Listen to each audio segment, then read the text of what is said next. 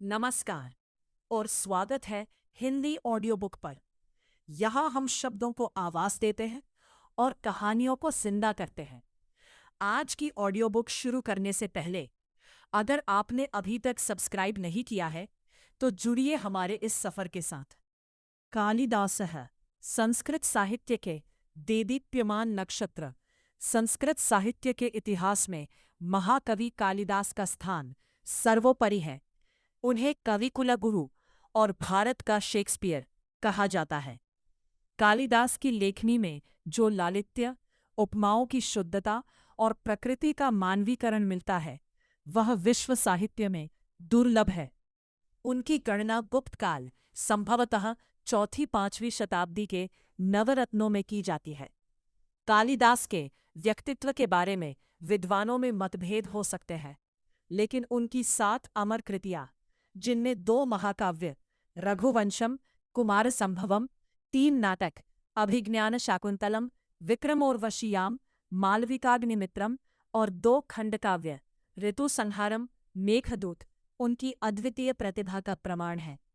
मेघदूत कालिदास की वह रचना है जिसने दूत काव्य की एक नई परंपरा को जन्म दिया।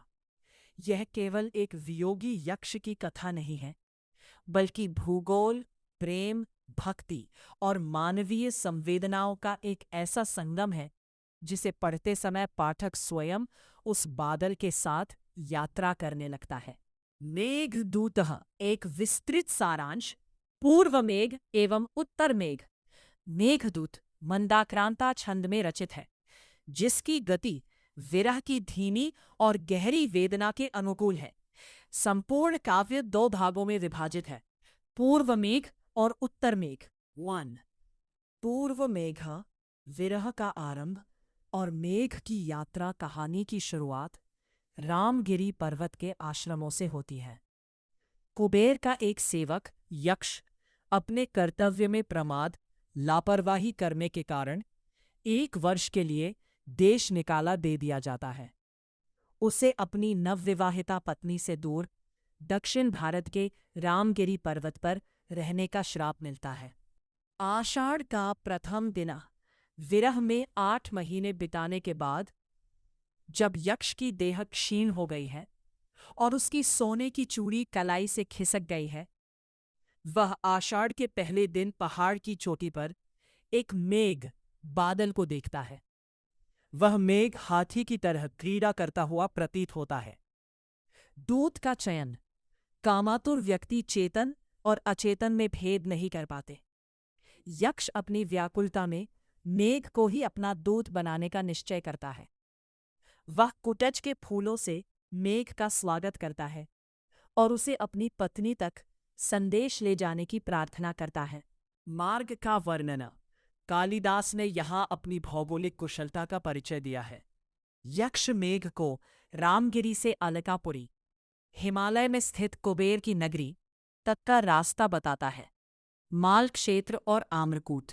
सबसे पहले मेघ को माल क्षेत्र और फिर आम्रकूट पर्वत पर विश्राम करना होगा, जहां वह दावानल को बुझाकर अपनी शीतलता प्रदान करेगा। नर्मदा और विंध्याचलक। मेघ जब रेवा नर्मदा नदी को देखेगा तो वो हाथी के शरीर पर बनी चित्रकारी जैसी प्रतीत होगी।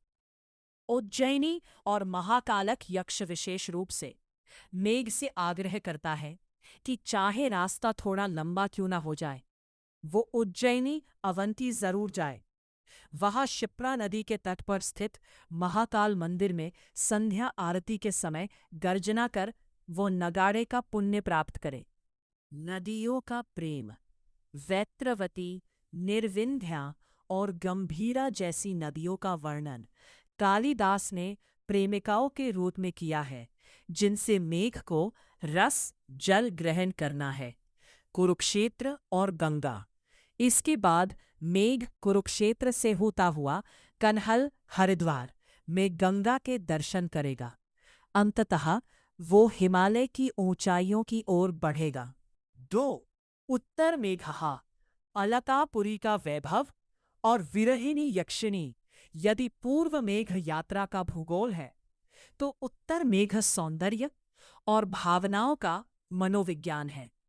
अलकापुरी का वर्णन यक्ष मेघ को बताता है कि अलकापुरी देवताओं की नगरी है, जहां कभी अंधेरा नहीं होता, क्योंकि वहां के महलों के रत्न स्वयं प्रकाश फैलाते हैं। वहां के उद्यान हमेशा खिले रहते हैं और स्त्रियां कल्प वृक्ष के वस्त्र और आभूषण पहनती हैं। यक्ष का घर यक्ष अपने घर की पहचान बताता है, जिसके द्वार पर शंख और पद्म के चित्र बने हैं। आंगन में एक मंदार का वृक्ष है जिसे उसकी पत्नी ने पुत्र की तरह पाला है। वहाँ एक मयूर है जो उसकी पत्नी के कंगन की खनक पर नाचता है। यक्षिणी की दिशा यक्ष अपनी पत्नी की दयनीय अवस्था का वर्णन करता है। वह मेघ से कहता है कि वह उसे शायद जमीन पर लेटी हुई, गंदे वस्त्रों में या भगवान की पूजा करते हुए देखेगा। वह विरह में इतनी दुबली हो गई होगी जैसे अमावस्या के बाद की चंद्रमा की पहली कला। वह अपनी आंखों के आंसू पोंछती हुई पिंजरे के मैना से पूछती होगी, क्या तुम्हें स्वामी याद आते हैं? संदेश यक्ष मेघ के माध्यम से अपनी पत्नी को सांत्वना देता है। वह कहता है, हे कल्याणी, घबराओ मत, शाप के केवल 4 महीने शेष हैं। इसके बाद हम शरद ऋतु की चांदनी में अपनी सारी इच्छाएं पूरी करेंगे। वह मेघ से कहता है कि वह उसकी कुशलता का समाचार उसे दे ताकि उसके प्राण बचे रहें। उपसंहार काव्य का अंत यक्ष की मंगल कामना से होता है, जहां वह मेघ को आशीर्वाद देता है कि उसे अपनी पत्नी बिजली विद्युत से कभी अलग न होना पड़े। काव्यगत विशेषताएं और दार्शनिक पक्ष। 1. प्रकृति का मानवीकरण। कालिदास ने मेघ को केवल वाष्प और जल का समूह नहीं माना, बल्कि उसे एक संवेदनशील मित्र के रूप में चित्रित किया है। नदियां यहाँ नायिकाएं हैं जो मेघ के आने पर अपने भावरों रूपी नाभि का दर्शन कराती हैं। 2. विप्रलम्ब श्रृंगार विरह। मेघदूत विरह की पराकाष्ठा है। यहाँ प्रेम शारीरिक न होकर मानसिक और आध्यात्मिक हो जाता है। यक्ष का शाप उसे यह सिखाता है कि प्रेम केवल साथ रहने में नहीं, बल्कि एक दूसरे की स्मृतियों में जीवित रहने में भी है।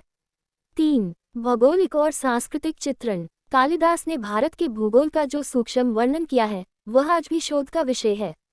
रामगिरी नागपुर के पास रामटेक से लेकर हिमालय तक का वर्णन उनकी यात्राओं और ज्ञान का परिचायक है। 4. मंदाक्रांता छंद का सौंदर्य। इस पूरे काव्य में एक ही छंद का प्रयोग किया गया है। इसकी लय ऐसी है मानो कोई व्यक्ति सिसकियां भरते हुए अपनी व्यथा कह रहा हो। निष्कर्ष। मेघदूत केवल एक प्राचीन काव्य नहीं, बल्कि मानवीय संवेदनाओं का एक सार्वभौमिक दस्तावेज है। ये हमें सिखाता है कि दूरियां प्रेम को कम नहीं करती, बल्कि उसे और अधिक प्रगाढ़ बनाती हैं। कालिदास की कल्पनाशीलता ने एक निर्जीव मेघ को अमर दूत बना दिया, जो आज सदियों बाद भी सहृदय पाठकों के हृदय में प्रेम की वर्षा करता है।